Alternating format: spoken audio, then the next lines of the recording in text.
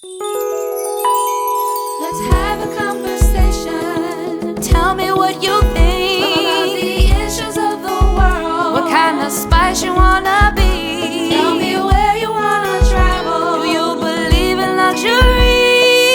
What's your hidden passion? What makes you so unique? Conversations with Nicole. Conversations with Nicole.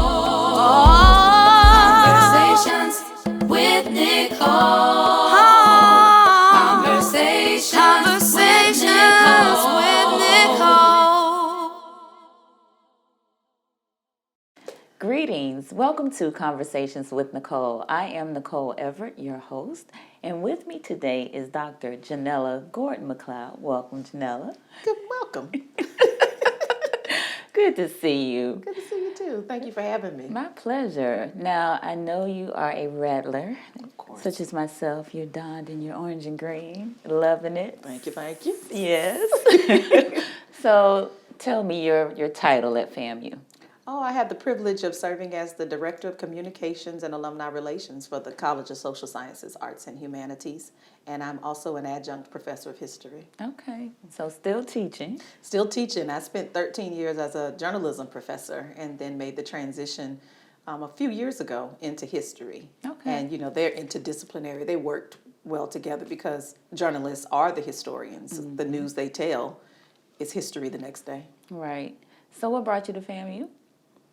Well, the little town that I grew up in, just like many of the areas here in Florida, you had the Rattler family and you had the Bethune-Cookman Wildcats family. Mm-hmm. And so we just heard a lot of wonderful things about FAMU, and I had the opportunity to visit.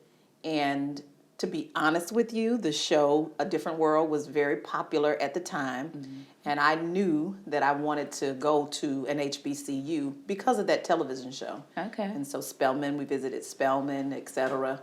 And, but we had a lot of people who were advocating for FAMU, and I applied and was accepted. And I came, and my initial thought was to come for 1 year and then go to Spelman. Ah. But once you get on that hill That's and right. that Rattler pride grabs a hold of you, you go nowhere. That's and right. So it was literally one of the best decisions I've ever made in my life. Awesome, awesome, awesome. Now, you're married I am. with a son. I am. He is wearing me out. I'm too old for this, Nicole. Yes, I am. You love it. I know he's I the do. apple of your eye. He is the joy of my life. He is the pride of my life. And so my husband is Christopher Mcleod, a good old country boy from Perry, Florida. And he lives here, we met here in Tallahassee. And God blessed us with a beautiful, brilliant little boy named Gordon Mcleod. And I tell everyone that he is literally the smartest person I know. And I'm not exaggerating just because I'm his mother. That boy is so far beyond me and his daddy.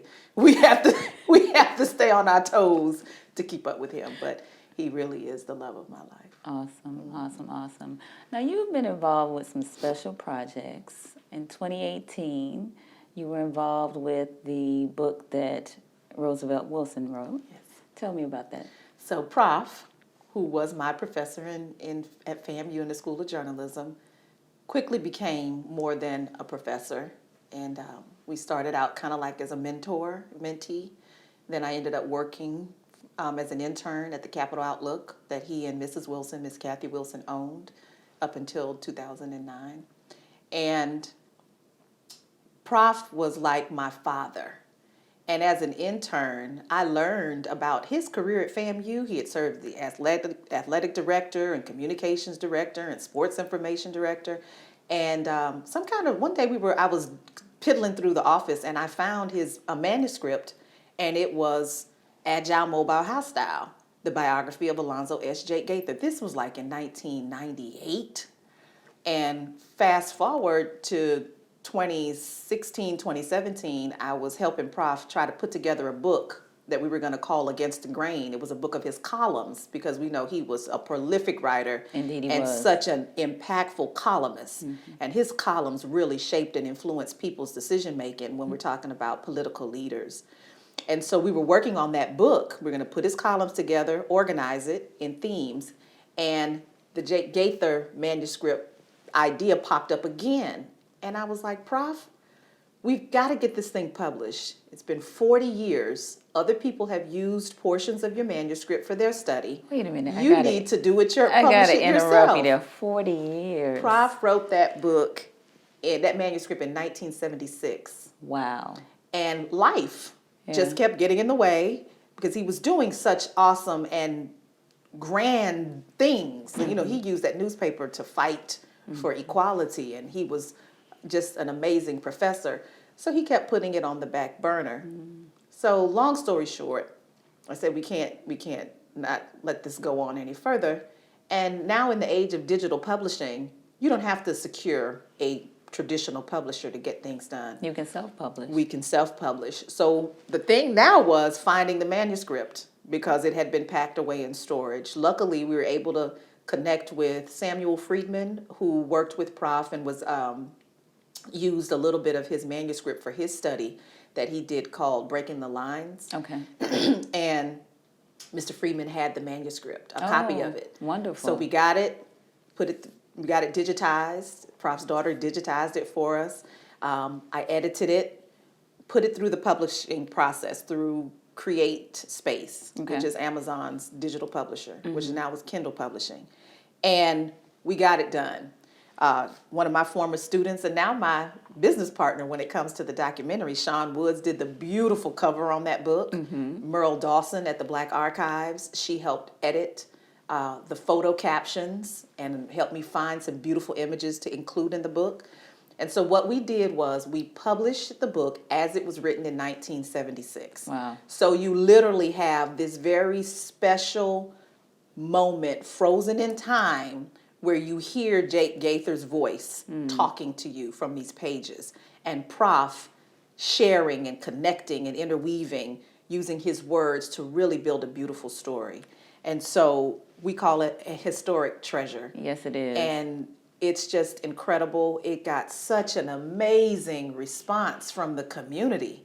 And I was honored to do that with Prof. And people ask me, well, you know, what do you charge to do something like that? Or, you know, I said, that was my dad. Nothing. Nothing for him. Zero. Right. Now, I ain't going to do that for you. But, right. But for me, it was just a beautiful opportunity to really show him the thanks that I felt for pouring into me as, you know, his kid. They embraced me. He and Ms. Wilson embraced me as one of their own. But Prof really trained and developed my thinking, my journalistic writing, my political acumen and astuteness, and really lit that fire for advocacy when it comes to African Americans and our journey. And so I know that was kind of a long way to go. That's great. That is probably one of the most special moments of my life to have been able to help him with that project. Absolutely. And I'll say this, he told me once I put the book in his hand, because you know he had lost his vision, but I let him feel it and turn the pages. And I said, how are you feeling, Prof? He said, this has been a 40-year exhale. And he just, wow. He took a deep breath. Wow. To say, I've been waiting 40 years to exhale. That is awesome. Yeah. Now, we had the great pleasure of being here on Book Signing Day in January of 2018 to interview him in this very room that we're sitting here at the Jake Gaither House. And it was a very special moment. Wow. So as you think about, you know, the book, and, you know, what Professor Wilson and the story that he is telling via Jake Gaither. You've developed a desire to do a documentary on this story. So tell me about that. So I've always wanted to do documentaries and film. I've loved it. And that's one of the reasons I went to FAMU and studied in their journalism program. And then I went on to Florida State and got my degrees in history and African American studies. But it is so crucial that we do not let our stories dwindle and fade away in the annals of history. And so there are millions of stories that can be told. There are. And you can literally throw a rock and find a story, hit something that's related to African Americans' journey from the continent of Africa all the way until present day. Well, Jake Gaither just has to be it's just one that is just so obvious because I'm a rattler, we're rattlers. When you cannot think of FAMU and not think of Jake Gaither. Right. So what gave me the impetus to do it, number one, was doing the book with Prof. I was like, Prof, now, after this book, I'm going to do this documentary because you've got the quintessential study on Coach Gaither. This is the Bible, the Jake Gaither Bible. Right. And so I was privy to have access and to learn through that. But with So let me interrupt. So when you discovered this manuscript, was that the time when you thought we got to do a documentary? Well, or was it in putting it together to produce the book? I thought about it fleetingly when I discovered the manuscript in Okay. 1997, 1998. It never went away. Okay. It's something that just always stayed in the back of my mind. And like we say, life gets in the way, right? And anytime I had an opportunity to think of what would be a wonderful project to do at FAMU, I always thought about Coach Gaither. But it's once we finally started doing the book that I was able to read the manuscript word for word and have that story come to life. And I said, okay, enough is enough. We've got to tell this story. Okay. And so that's what gave me the drive to start it. But with Coach Gaither, one of my concerns was there's a whole generation that's here now that has no idea who Coach Gaither is, and that's criminal. It is. And that's our fault. It is. And if we don't do something about it, our stories that are at the magnitude of a Coach Gaither or a Roosevelt Wilson, it will get lost. And so for me, there's a sense of urgency to tell this story because when our students learn about him, they have such motivation and inspiration and pride. And particularly when our athletes know about Coach Gaither, it helps them connect to this tradition and this really historic fabric. Yes. And this legacy that they are a part of. And so it is my hope that FAMU could use it as a part of their recruitment tools or their Absolutely. training when they bring these kids in, these young men and women in to want to be a part of the athletic program. But doing this documentary, it's just ripe for the visual aspect of it, to see the story, to hear the story. And there are so many things that we know for this documentary that a lot of people don't know, except for people who were in his close personal circle. Exactly. And so we want to share those things and really bring it to life because, Nicole, if we don't tell our history, if you lose your history, you lose the people. If the history doesn't exist, the people don't exist because there's no one there to say the evidence is there for us, right? And so I just feel that we've got to tell our stories. We have to tell them well. Yes. And very important. It's very important. I hold my breath every time a historical piece comes out from Hollywood because it can go left very quickly. And so we know the story. We have the people who've been there who knew Coach Gaither. And so we are custodians of this legacy. And we're telling the story and we're going to tell it right. Okay. Because he deserves to be elevated to current sports memory where he belongs. He does. He does. He was an absolute giant on and off the field. So tell me about this process as it relates to getting this documentary done. Okay. It's expensive. Okay. So we have to raise about $250,000 to get it done at the level and standard that we want it done. Okay. And so on November 29th, 2019, which was the 50th anniversary of the historic game that FAMU played against the University of Tampa in 1969, we launched our website, jakegaitherstory.com. And on there, we have a fundraising campaign through Indiegogo to raise $50,000 of that total, of that $250 through crowdfunding. Okay. And people just encouraged me to do it. Investors want to see that other people have an interest in it before they will put their money behind it, that kind of thing. I do well at many things, Nicole. Okay, that's just how God blessed me.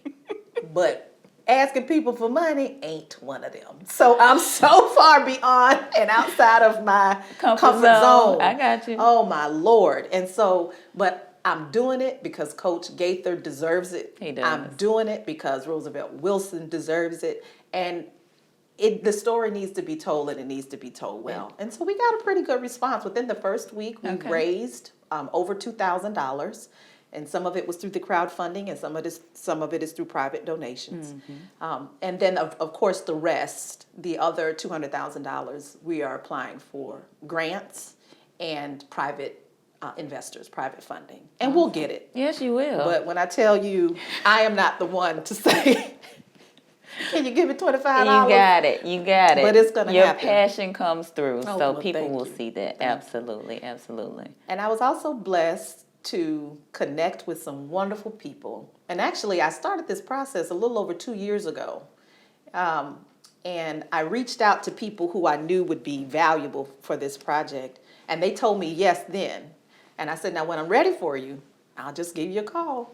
And all of them, before the 50th anniversary was coming up, they said, okay, if you're ready, we're ready. Okay, great. So we have a small but mighty team. And that's all you need. Oh, that's all we need. So we've got some really good people helping with this project. Dr. Emerald Dawson, she's serving as a co-writer with me. I can't write anything without her. She's another one that's a professor turned friend turned family. But she's also our historical consultant because she knows FAMU. She is FAMU. She's the repository of FAMU history. Yes. And where Dr. Eaton left off, she picked up. Oh, God, he trained her and apprenticed her so well. Yes. But the biggest thing is she captured his spirit. She wanted to maintain that legacy. So anything FAMU, it's in Muriel Dawson's mind, and it's in her heart and her consciousness. Yes. And then Professor Gina Kinchlow, who is a public relations and marketing guru. She's assisting with marketing and branding. Indeed. Kenneth Jones, who's a professor in the School of Journalism and Graphic Communication. He's helping with helping me with learning about the financial side of it. Okay. So he's a film and distribution consultant, but he's also going to come in on the creative side as a technical director. And then we have my ace, who I could not do any of this without, is Sean Woods. It's Sean D. And we say you can't hate Sean D. You can't hate Sean D. Yes, and that's from his 90.5 days. But Sean is an amazing cinematographer and photographer. Yes. And he is, I guess I would be his Professor Wilson. So I was his professor, and then we turned friends and turned family. And when the opportunity came up to do the first interview for this documentary, which was of Coach Fran Kersey in Tampa, I was like, oh my God, the man's ready. He wants to be interviewed. Who am I going to get to interview? And I literally sat up. And I said, Sean lives in Tampa. So I called him and I told him. He was like, anything you need, PG. PG for Professor Gordon. Oh, nice. He was there, ready. We got Coach Kersey. So Sean is my cinematographer. Okay. And then we've got our pitch hitter. He's working right on hand in hand with Sean with videography, and that's your partner. Gerald Tooks. Not Gerald Tooks. Yes, Gerald Tooks. Any of the interviews we have to do locally, Gerald was just like, whatever you need me to do, and he does such impeccable work. I see why you partnered with him, he has such a wonderful spirit. Indeed. And so I want to make sure I'm not missing anybody. And so that's our little team. And then we have teams of consultants, historical consultants. Sam Friedman is on the project, that kind of thing. But I'm just so grateful because these folk are doing it out of the goodness of their heart, but they're laying out their best professional capabilities. So we will tell this story the right way. Yes, and have a quality product. And have a quality product. That we can be proud of. Yes, that we all can be proud of. We have a little trailer there that Sean put together. So you can see that trailer at jakegaitherstory.com. And I'm so proud of it. Awesome. I'm proud of it. Awesome. What do you hope folks get from the documentary? I want them to gain an appreciation for the lives of people who came before us and invested in moving our community forward. I want them to really appreciate the sacrifices, the courage, and just have an understanding that we did not get here today just by luck or coincidence or happenstance. There were people who were pivotal and critical to moving us forward. Intentional. And who had a goal of shaping humanity. And with Coach Gaither, I want people to understand a few things. One, that he is the iconic coach. He just had coaching that he taught himself how to coach. He wasn't apprenticed to coach. This is a self-taught football coach by reading and going to clinics and things like that. But he was so incredible at it. And so I want us to laud him at the level that we laud Bear Bryant and Willie Hayes and Joe Paterno and all these other people. This man was there before all of them. Right. And we will not allow him to be pressed to the margins of history just because someone else doesn't value his story. We have to value him. Yes, right? we do. So that's the first thing. Elevate him at that coaching status where he belongs. The other thing I want people to understand is Coach Gaither was more than a coach. Coaching was the platform. Football was the platform that he used to really shape and mold and train and improve people's lives, particularly his players, who they called Jake's boys. Jake's boys. Many of them came to Florida A&M without a penny. Some of them may have come from broken homes. Some of them came from very astute homes. But the point is, they were away from home. And Coach Gaither promised those families, I'm going to take care of your boys. And he did that. And so where Coach Gaither had influence, he used it on behalf of his students. Yes. And so he was a father. And he says that football field was his laboratory for developing manhood. And many of those young men who might not have had an opportunity in society, because he's coaching from 1945 until, the 70s, they may not have had an opportunity to have a quality life if they didn't come to FAMU and get an education and meet a Coach Gaither. Yes. And the last thing is I want people to understand Coach Gaither's impact on race relations and civil rights, because this period is going to really highlight the civil rights era. Because remember, he comes here in 1937. And when his first day here, two young men had been lynched in Tallahassee. Wow. So when you're talking about telling parents, I'm going to take care of your boys, this was life and death. Right. So he meant that. But Coach Gaither, during this era, was probably one of the most prominent African Americans in the state of Florida. And he wielded a lot of influence among white politicians. And it wasn't through any kind of shady dealings or political fodder. It was behind the scenes. He was shaping and reshaping their hearts and their humanity. Yes. Because he was an example of the goodness of the African American culture. And so whatever Jake gave, he had such integrity. And whatever he said, people believed because he stood by it. Indeed. And he walked in it. And so on FAMU's campus, Coach Gaither had more influence than the president of the university. And he used that influence to help safeguard and protect our university during a very volatile and angry time. Yes. Where people were doing their best to undermine the autonomy of Florida A&M University. And so he's behind the scenes with governors and legislators advocating for the university. Yes. I want people to see that side. And when those students during the 60s were getting arrested because they were protesting for civil rights, and the mandate from the administration was, don't go down there on those picket lines with those kids, because FAMU's a state-funded school. We're stuck between a rock and a hard place. The people who we feeling are not being fair to us are the ones who give us the money, who fund us. Coach Gaither, although he didn't stand on the picket lines, when those kids got arrested and had to face the court, he sat right there in that courtroom. So they knew that they weren't alone. Right. Some of them were his players. But Patricia Stevens-Dew and Priscilla Dew and all of them, they could look in that crowd and see a supportive and smiling face.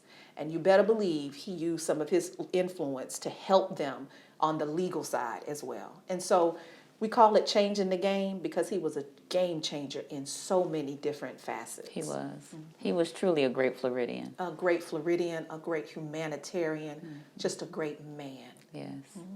Well, I wish you much success with this documentary. Definitely will be supporting it and looking out for it when it comes to fruition. I can't wait to see it. I can't wait to see who plays Coach Gaither. Yeah, I love it. And that's funny that you would say that. So I wanted to make a point that the documentary is going to tell Coach Gaither's story, all of the different sides of him. But the cinematic climax is that historic game between the University of Tampa and FAMU. And what that game does is it shatters a lot of racial myths about African American coaches and quarterbacks and even fans. And so FAMU is going to meet up with this team. Tampa is ranked 6th in small colleges. FAMU was ranked 16th. Both were coming in, had lost one game of the season. This game would be Tampa's last game of the season, and FAMU would have another game after this one. But this was a matchup between two excellent teams, one from a white university that did have a few black players on their team, and then FAMU, which was the black university. And when FAMU won, what it showed America was that African American coaches do have intellectual acumen. Yes. Our quarterbacks do have the astuteness and the keen ability and the intelligence to help move that ball down that field. And our fans in this Tampa stadium, where there was over 47,000 people, you had blacks on one side, whites on another side. When FAMU won, there was not a single incident of racial tension or violence. It was harmony. Sure, Tampa was sad they lost, but what they showed was black and white people could be together, even in such an energetic or heated environment as a football game. Good sportsmanship. And I mean, good sportsmanship. And all of the media coverage up until then was predicting a riot. And so we showed America that we are better than what you were trying to pigeonhole us to be in. We can be together. And so that game is crucial, it's critical, and it just really stands as a symbol of the truth.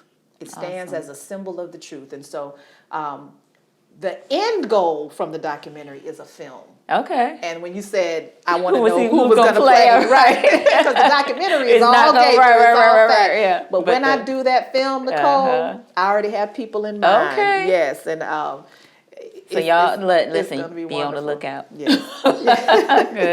Good. Well, again, very excited. So glad you took some time to talk about the book, the documentary, and the project, and the need for support for the project. So hopefully that the goal that you have set will be met quickly, swiftly, as a result of, this talk and others to come. So I wish you much success. Thank you so much for giving me the opportunity to share my story. Our pleasure. And thank you for joining us on Conversations with Nicole, where we are connecting the community through conversations. Conversations with Nicole.